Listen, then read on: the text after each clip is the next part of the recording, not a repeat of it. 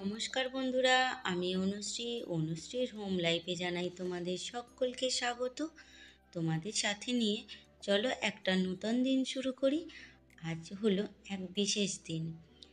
আজ তোমাদেরকে জানাই তাই মেরি ক্রিসমাস। তোমরা সবাই খুব আনন্দে থেকো, খুব মজা করো এবং সাবধানে থেকো। আর আমাদের কচ্ছপটা দেখেছো, নতুন জল পাল্টে দেওয়া হয়েছে বলে খুব মহা আনন্দে খেলছে। শুধু ওর খেলা দেখলে তো হবে না, রান্নাবান্না করতে হবে। তাই আমি রান্নার দিকে চলে এসেছি। আজকে করব দম বিরিয়ানি। বিরিয়ানিতে আলু ছাড়া বাঙালি অসম্পূর্ণ। পেঁয়াজ রসুনটা আমি কেটে রেখেছি। আর এখানে তেলের মধ্যে দিয়ে দেব পেঁয়াজ। পেঁয়াজগুলো একটু নরম করে ভেজে নেব, কিছুটা তুলে নেব আর কিছুটা বেরেস্তা বানিয়ে নেব। চলো তাহলে কী কী মশলা লাগবে এর মধ্যে দেখে নিই। লবঙ্গ, এলাচ, দারুচিনি, সাজিরে, সাদা গোলমরিচ, জায়ফল, জয়িত্রী আর তেজপাতা। এই হলো গোটা গরম মশলা। আর জায়ফল আর জয়িত্রী আর কিছু লবঙ্গ আর এলাচ দারুচিনি অল্প কটা নিয়ে একটু থেঁতো করে নেব, নিয়ে এগুলো সাইডে রাখবো। অন্য রান্নাটা করব এই হাঁড়িটার মধ্যে, তাই পিছনে মাটি মাখিয়ে নিয়েছি। আর যেহেতু হাঁড়িটা ধোয়া হয়েছে তাই উনানে বসিয়ে দিলাম গরম হতে। আর তেলটাও একটু গরম করে নেব যাতে কাঁচা গন্ধটা চলে যায়। আর এই যে পেঁয়াজ ভাজাটা তেলের মধ্যে দিয়ে দিয়েছি, দিয়ে দেব রসুন বাটাটা বা থেঁতো করা। আমি থেঁতো করাই বেশি পছন্দ করি, কেননা এটাই বেশি ভালো লাগে খেতে। আর দিয়ে দেব গোটা গরম মশলাগুলো সব। বানাচ্ছি, তোমরা বানিয়ে দেখো বন্ধুরা, তোমাদের নিশ্চয়ই খুব ভালো লাগবে। আর এখানে লঙ্কা গুঁড়ো, হলুদ গুঁড়ো, অল্প চিনি আর টক দই এটা মশলার মধ্যে দিয়ে নেব। আর এর মধ্যে দিয়ে দেব একটা চিকেন মশলা বা মিট মশলার প্যাকেট, এটা রেডিমেড কেনা। আর এই প্যাকেট মশলাটা কিছুটা দেব, কিছুটা রেখে দেব ভাতের ওপরে দিচ্ছি বন্ধুরা। এই এভারেস্টের বিরিয়ানি মশলাটা এটা পুরোটাই দিয়ে দেব। আর একটা আছে তার থেকে কেটে একটু ভাতে দেব, কেন ভাতের ওপরে দিলে ভাতের গন্ধটাও ভালো হয় আর মশলাটাও সম পরিমাণ হয়। আর দিয়ে দেব ঘি। এটা কিন্তু সর্ষের তেল আর ঘি দিয়েই বানাচ্ছি পুরো বিরিয়ানিটা। এর মধ্যে কোনো সাদা তেল আজকে ইউজ করছি না। আর দিয়ে দেব অল্প পরিমাণে পাতিলেবুর রস। বন্ধু যারা যারা আমাকে দেখছো তাদের সবাইকে জানাই অনেক অনেক ধন্যবাদ। নতুন বন্ধু তোমরা যারা দেখছো প্লিজ চ্যানেলটাকে সাবস্ক্রাইব করে পাশে থেকো। আর আমার ভিডিওগুলো যদি ভালো লাগে একটা লাইক দিতে ভুলো না কিন্তু। আর এর মধ্যে দিয়ে দেবো সম পরিমাণে লবণ। এটা আন্দাজ মতো দিতে হবে আমার 1 কেজি মাংস অনুযায়ী। আর ভাতের তো অল্প কিছুটা দেবো, সেই হিসাবে আমি এখানে লবণটা দিয়ে নিলাম। আর এটা ভালো করে মেখে নিতে হবে। যত ভালো মাখা হবে বিরিয়ানিটা কিন্তু তত সুন্দর খেতে হবে। একটু সময় নিয়ে মেখে আধা ঘন্টার মতো একে ঢাকা চাপা দিয়ে রেখে দেব। অনেকক্ষণ ধরে মাখা আমার হয়ে গেছে, তোমাদেরকে দেখিয়ে দিচ্ছি যে মাখার পরে দেখেছো কত সুন্দর লাগছে জিনিসটা। আর আলুগুলো যে দেব সেগুলো এই সময়ই দিয়ে নেব।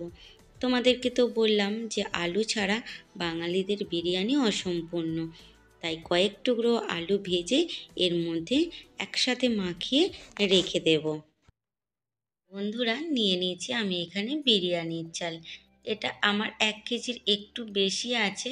আর ভাতটা আমি বসিয়ে দিয়েছি, একটু হতে থাক আর তোমাদেরকে দেখিয়ে নিই বাকি উপকরণগুলো।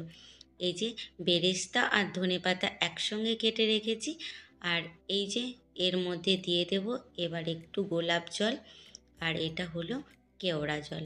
এগুলো দিয়ে আরও বেশ কিছুক্ষণ ঢাকা চাপা দিয়ে রেখে দেবো যতক্ষণ না ভাতটা হয়ে আসছে।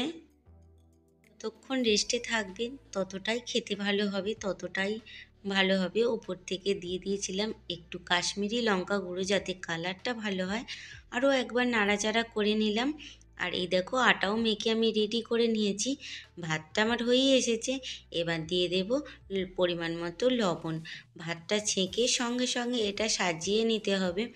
যেহেতু এক হাতে ফোন ধরে আছি আর এক হাতে করে ভাতটা দিচ্ছি তাই হয়তো একটু অসুবিধা হচ্ছে। আমি পুরো ভাতটা তুলে নিই, তারপরে তোমাদেরকে পরের প্রসেসটা দেখিয়ে দিচ্ছি। ভাতটা আমার পুরোটা ছেঁকে তুলে নেওয়া হয়ে গেছে। এবার এর ওপরে দিয়ে দেব ঘি। ঘিটা একটু গলিয়ে দিলে ভালো হতো, যেহেতু গরম ভাত অসুবিধা হবে না কিছু। এর ওপরে দিয়ে দেব ওই রেখে দেওয়া অল্প একটু চিকেন মশলা, ভালো করে ছড়িয়ে দেব। আর দিয়ে দেব এর ওপরে ওই বিরিয়ানি মশলাটাও, পরপর করে সমস্ত কিছু এবার এর ওপরে সাজিয়ে নিতে থাকবো। দিয়ে দেব অল্প পরিমাণে গোলাপ জল আর অল্প পরিমাণে কেওড়া জল। সময়টা একটু হাত চালিয়ে করতে হবে বন্ধুরা। আর এর ওপরে দিয়ে দেব বেরেস্তা আর ধনেপাতা কুচিটা দিয়ে ভালো করে ঢাকা চাপা দিয়ে, আর ওপর থেকে আটা দিয়ে সিল করে দেব। দিয়ে একটু ভারী জিনিস কিছু চাপিয়ে দেব। আর এইভাবে দেখেছো আমি আঁচের মধ্যে বসিয়ে দিয়েছি। অল্প আগুন হচ্ছে, এই আঁচেতে ঘন্টা মতো এই নরম আঁচে বসানো থাকলেই আমার বিরিয়ানিটা মোটামুটি রেডি হয়ে যাবে। আর আমার বিরিয়ানিটা নামানো হয়ে গেছে। আর বানিয়ে নেব একটু রায়তা। এই রায়তাটা খেতে আমার ছেলে সব থেকে বেশি ভালোবাসে, তার জন্যই এই রায়তাটা করে নেওয়া। আর চলো বিরিয়ানিটা তাহলে খুলে ফেলি, কেমন হয়েছে দেখি তাহলে। বন্ধুরা, বিরিয়ানিটা আমার কত সুন্দর হয়েছে। ওপর থেকে একটু নাড়িয়ে দেখিয়ে নেব যে প্রত্যেকটা ভাত একটা একটা হয়েছে, কোথাও জড়ায়নি কিছু না। আর খুব সুন্দর কালারও এসেছে। আমি এতে কোনো ফুড কালার অ্যাড করিনি, কিন্তু তার সত্ত্বেও বিরিয়ানির কালারটা এসেছে খুব সুন্দর। আমার ভালো লাগলেও তোমাদের কেমন লাগলো অবশ্যই কমেন্টে জানিও। আর আমার মতো দম বিরিয়ানি যদি তোমাদের করতে ভালো লাগে, প্লিজ এই রেসিপিটা ট্রাই করো, খুব ভালো লাগবে। কিন্তু করি বিকেলে এই গাছের কাছে না এলে মন কিন্তু ভরে না।